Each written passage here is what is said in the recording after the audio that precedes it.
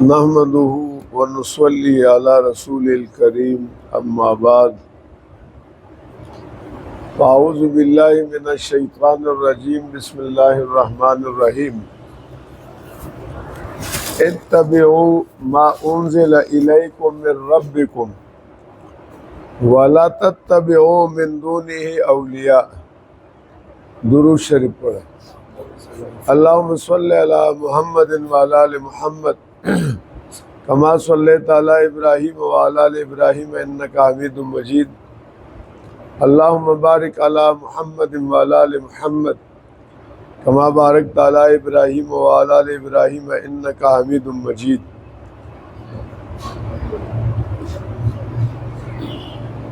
یہ ہمارا جو درس ہے اس کا عنوان اسلام اور قادیانیت کا ایک تقابل مطالعہ ہے۔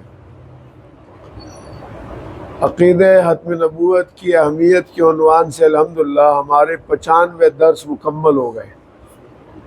اس کے بعد اب ہم نے یہ کتاب شروع کی ہے، اس کا یہ 4تھا درس ہے۔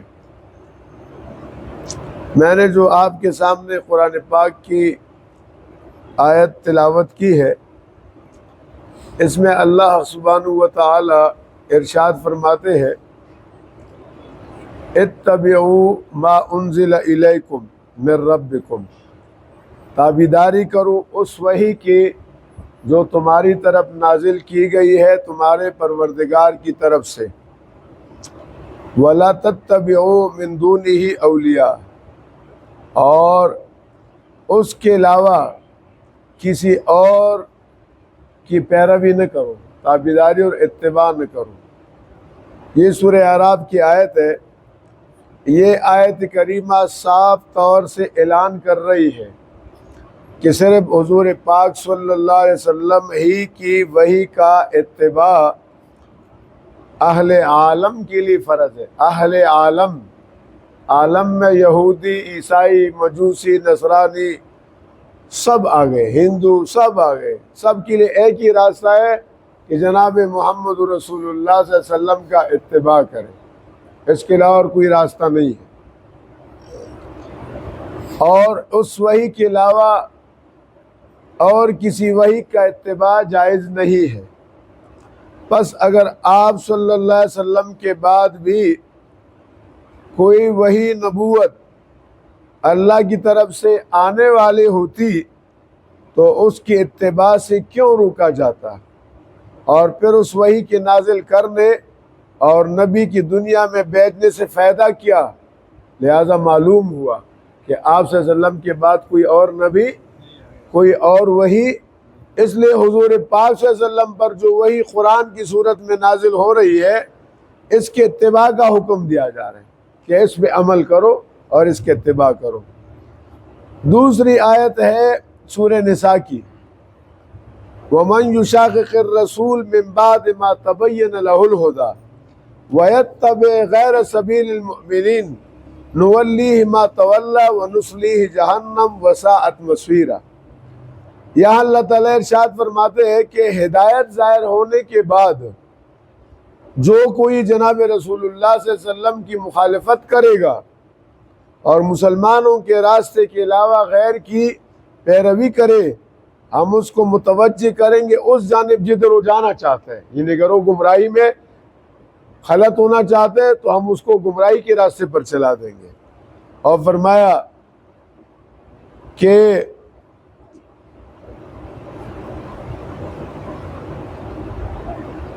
اور دوزخ میں اس کو ڈالیں گے اور دوزخ برا ٹھکانہ ہے۔ اس آیت میں دو باتیں ہیں، ایک یہ کہ جناب رسول اللہ کی مخالفت جہنم کی آگ، یہ دونوں ایک چیز ہے۔ اور قادیانیت نام ہے حضور کی مخالفت کا، قادیانیت نام ہے جناب رسول اللہ سے بغاوت کا۔ اور یہ قرآن کی آیت صاف بتا رہی ہے کہ جو بھی رسول اللہ کی مخالفت کرے، پھر ساتھ یہ بھی فرمایا کہ سبیل المؤمنین سے ہٹ جائے۔ یہ بڑی بات ہے۔ پورے عالم اسلام کے 1460 سال سے سبیل المؤمنین یہ ہے کہ جناب رسول اللہ صلی اللہ علیہ وسلم اللہ تعالیٰ کے آخری نبی ہے اور آپ کے بعد کوئی نبی نہیں آئیں گے۔ یہ واضح بات ہے۔ تو لہذا مسلمانوں کے، عامت المسلمین کے، عالم اسلام کے بنیادی عقیدے سے انحراف یہ کفر ہے اور نتیجے میں جہنم ہے، یہاں بھی واضح ہو گیا۔ اور تیسری آیت یہ سورہ حجر کی ہے، اِنَّا نَحْنُ نَزَّلْنَا الذِّكْرَ وَإِنَّا لَهُ لَحَافِظُونَ، فرمایا کہ ہم نے اس قرآن کو نازل کیا ہے اور ہم ہی اس کی حفاظت کریں گے۔ یہاں بھی آپ دیکھیں، اگر رسول اللہ صلی اللہ علیہ وسلم کے بعد کوئی کتاب ہوتی، کوئی شریعت ہوتی، تو پھر آپ صلی اللہ علیہ وسلم کے بارے میں یہ کبھی نہیں کہا جاتا۔ مثلا تورات ہے، تورات کے اندر کہیں کوئی آیت ایسے نہیں آئی جس میں کہا گیا ہو کہ اس تورات کو ہم نے نازل کیا اور ہم اس کی حفاظت کریں گے۔ انجیل میں ایسی کوئی آیت نہیں آئی جس کے بارے میں کہا گیا ہو، اور زبور میں بھی ایسی کوئی آیت نہیں آئی۔ آپ بات سمجھ گئے؟ اس سے معلوم ہوا کہ یہ آیت صرف قرآن میں ہے کہ ہم اس کو اتارنے والے اور ہم اس کی حفاظت کریں گے۔ مطلب کیا ہے کہ قیامت تک کے لیے اب یہی قرآن ہوگا، اور جب قرآن ہمیشہ ابدی سرمدی کی کتاب ہے قیامت تک کے لیے، تو پھر جس ذات پر یہ کتاب نازل ہوئی ان کی نبوت اور رسالت بھی ہمیشہ کے لیے ہے، ہمیشہ کے لیے ہے۔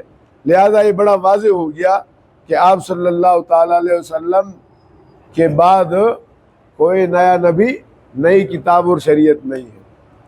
آج ماشاءاللہ جمعۃ المبارک کا دن ہے اور 5 تاریخ ہے نا ستمبر کی، ستمبر 2025۔ ہماری مسجد جو اسلامی مسجد میں یہ درس ہوتا ہے ختم نبوت کے عنوان سے، الحمدللہ یہ 10-12 منٹ کا درس ہوتا ہے، اور اللہ تعالیٰ ہمارے بھائی عبدالوحید صاحب کو جزائے خیر دے، اور آپ سب کو، کہ ان کی کاوش سے سلسلہ شروع ہوا الحمدللہ اور یہ چل رہا ہے۔ اللہ تعالیٰ ہمارے اس درس کے فیض کو پورے عالم میں پھیلا دے اور آپ حضرات کا یہ بیٹھنا قبول فرمائے۔